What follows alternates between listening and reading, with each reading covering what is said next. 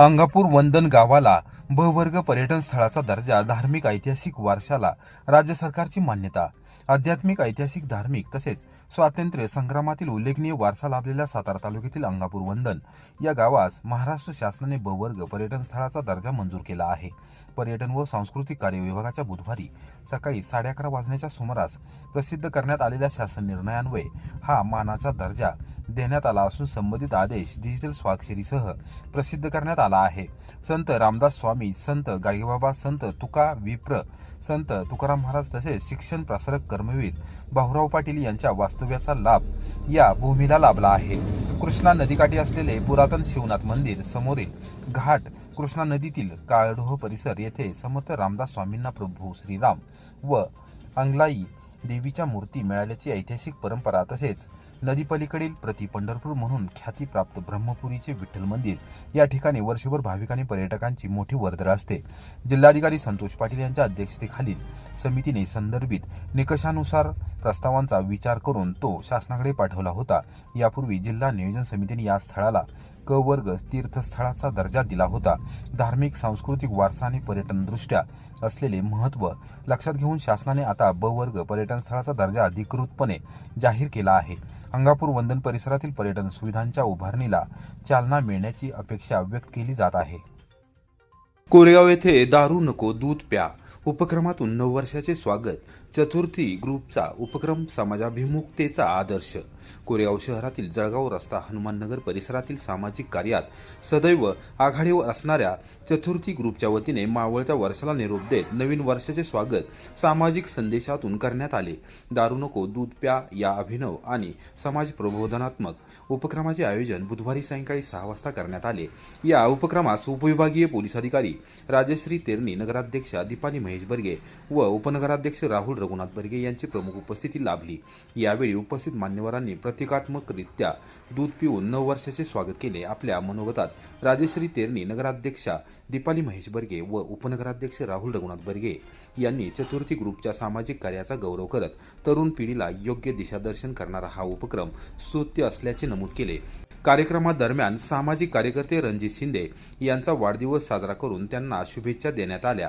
या प्रसंगी सामाजिक कार्यकर्ते व ठेकेदार अनिल फडतरे, प्रदीप बोतालजी, विष्णू शिंदे, बिलाल सय्यद, शंकर भिलारे, रोहित भिलारे, संदेश मोझर, चतुर्थी ग्रुपचे सदस्य जब्बार कुरेशी, संजय बोतालजी, समीर सय्यद, माजी सैनिक दशरथ फिसाळ, दशरथ जगदाळे, शाहिदा खलिफा, नजमा पटेल, सिकंदर पटेल, शामराव बोतालजी तसेच परिसरातील पदाधिकारी, नागरिक व मोठ्या संख्येने महिला उपस्थित होत्या.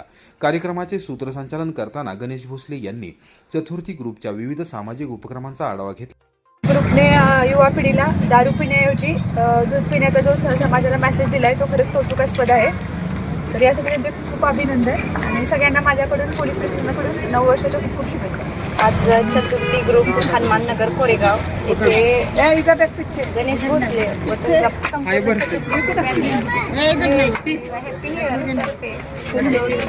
कार्यक्रम घेतलेला आहे.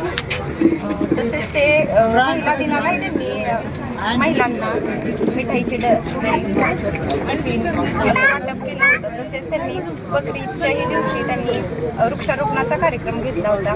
येथील लोक त्यांनी घेतलेल्या कार्यक्रमात सहभागी होतात, त्यांना साथ देतात. आमच्या त्यांना खूप खूप शुभेच्छा. त्यांनी अशीच पुढे कामे करत जाऊ ही ईश्वरचरणी प्रार्थना. 1 डिसेंबर निमित्त आमचे मित्र चतुर्थी ग्रुपचे अध्यक्ष गणेश भोसले तसेच आमचे दुसरे मित्र रणजित शिंदे यांच्या वाढदिवसानिमित्त या ठिकाणी एक चांगला स्तुत असा उपक्रम या ठिकाणी घेतला. 1 डिसेंबर निमित्त खूप माणसं व्यसनी झालेली आहेत, तर त्यांनी एक समाजाला एक चांगला संदेश देण्याचा या ठिकाणी प्रयत्न केला. आणि खरं म्हणलं तर समाजाला गणेश भोसले यांच्याकडून कायम प्रेरणा मिळत असते. कोणत्याही या ठिकाणी म्हणजे काही समाजासाठी त्यांनी वेगळे योगदान या ठिकाणी दिलेले आहे. विविध कार्यक्रम या ठिकाणी बारमाही ते घेत असतात आणि त्यांचं एकच काम असतं की गोरगरिबांना मदत करणं, समाजासाठी काहीतरी ही जोपासणे व समाजाची कामं करणे.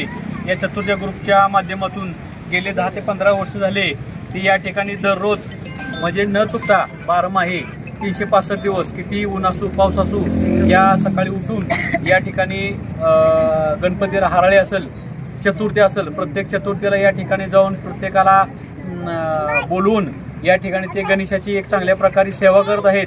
देव त्यांच्या या कार्याला भविष्यामध्ये चांगली प्रेरणा मिळो आणि त्यांना या ठिकाणी सर्वांचे आशीर्वाद मिळो. आणि आज या ठिकाणी त्यांनी कार्यक्रम एक सुप्त असा कार्यक्रम घेतला आणि आम्हाला या कार्यक्रमाबद्दल बोलवलं, त्याबद्दल त्यांचे या ठिकाणी आम्ही आभार मानतो. वाडे फाट्यावरील कोंडीला दिलासा. खासदार उदयनराजे भोसले यांच्या पुढाकाराने 46 कोटींची कामे मंजूर.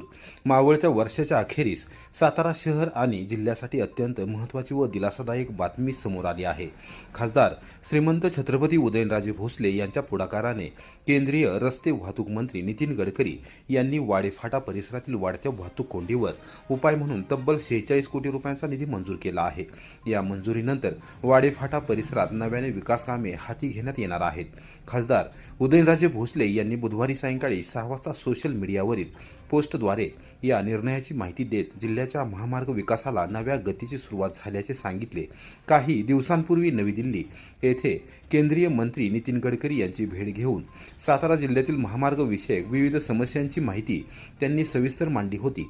त्या मागण्यांना केंद्र सरकारकडून सकारात्मक प्रतिसाद देण्यात आला आहे. मंजूर झालेल्या कामांमध्ये पुणे बंगळुरू आशियाई महामार्गावरील सातारा शहराच्या प्रवेशद्वाराजवळ वाडे ग्रामपंचायत हद्दीत वेण्णा नदीवर मोठा पूल, 2 अंडरपास तसेच वाडे फाटा परिसरातील कॉन्क्रीट सर्व्हिस रोडचा समावेश आहे.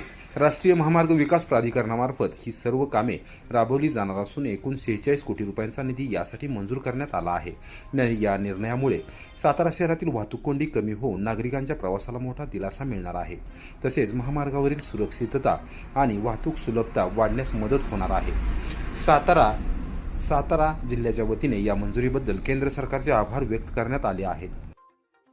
कोरेगाव पोलिसांची गुन्हेगारांच्या विरोधात मोहीम. 2 संशयित दुचाकींसह आरोपींवर कारवाई. कायदा व सुव्यवस्था राखण्यासाठी कडक पावले. नवीन वर्षाच्या पार्श्वभूमीवर कायदा व सुव्यवस्थेचा प्रश्न निर्माण होऊ नये यासाठी तसेच वरिष्ठ पोलीस अधिकाऱ्यांच्या निर्देशानुसार कोरेगाव पोलिसांनी गुन्हेगारी विरोधात विशेष मोहीम हाती घेतली आहे. या मोहिमेदरम्यान 31 डिसेंबर रोजी संशयितरित्या ताब्यात आढळलेल्या 2 दुचाकींच्या मालकीबाबत समाधानकारक कागदपत्रे सादर करण्यात आरोपी अपयशी ठरल्याने दोन्ही प्रकरणात गुन्हे दाखल करण्यात आले आहेत. पोलीस अधीक्षक तुषार दोशी, अप्पर अधीक्षक वैशाली कडूकर व उपविभागीय पोलीस अधिकारी राजश्री तेरणी यांच्या सूचनेनुसार प्रभारी अधिकारी सहाय्यक पोलीस निरीक्षक प्रशांत हुले यांनी बुधवारी सकाळपासून कोरेगाव शहर परिसरात पोलीस गस्त वाढवली आहे. पहिल्या घटनेत सुभाषनगर परिसरातील DP भोसले कॉलेजजवळ सकाळच्या सुमारास संशयित इसम सचिन ज्ञानदेव तिळकर राहणार दहिवडी जिल्हा बीड याच्याकडे पुढील व मागील नंबर प्लेट नसलेली स्टार सिटी मोटरसायकल आढळली. त्याला पोलिसांनी विचारणा केली असता त्याला समाधानकारक स्पष्टीकरण न देता मोटरसायकलची मालकी सिद्ध करता आली नाही, म्हणून त्याच्याविरुद्ध कायदेशीर कारवाई करण्यात आली. दुसऱ्या घटनेत दुपारच्या सुमारास शहरात बाजारपेठ येथील अली चिकन दुकानाजवळील परिसरात योगेश बबन बांदेकर याच्या ताब्यात होंडा युनिकॉर्न मोटरसायकल मिळून आली. सदर दुचाकीबाबत त्याच्याकडे RC बुक व कागदपत्रे नसल्याने त्याच्यावरही गुन्हा दाखल करण्यात आला आहे. दोन्ही प्रकरणांचा तपास सुरू करण्यात आला आहे. कायदा व सुव्यवस्था अबाधित राखण्यासाठी आणि संशयित गुन्हेगारी कृत्यांना आळा घालण्यासाठी पोलिसांची ही मोहीम सुरूच राहणार असल्याची माहिती सहाय्यक पोलीस निरीक्षक प्रशांत हुले यांनी बुधवारी सायंकाळी 6 वाजता दिली. नमस्कार, मी प्रशांत तुकाराम हुले, सहाय्यक पोलीस निरीक्षक कोरेगाव पोलीस स्टेशन. सदरची कारवाई माननीय तुषार दोशी सर, SP सातारा, माननीय doctor Vaishali Kadukar madam, additional SP उपविभागीय पोलीस अधिकारी कोरेगाव व माननीय पोलीस निरीक्षक बल्लाळ साहेब कोरेगाव यांच्या मार्गदर्शनाखाली करण्यात आले.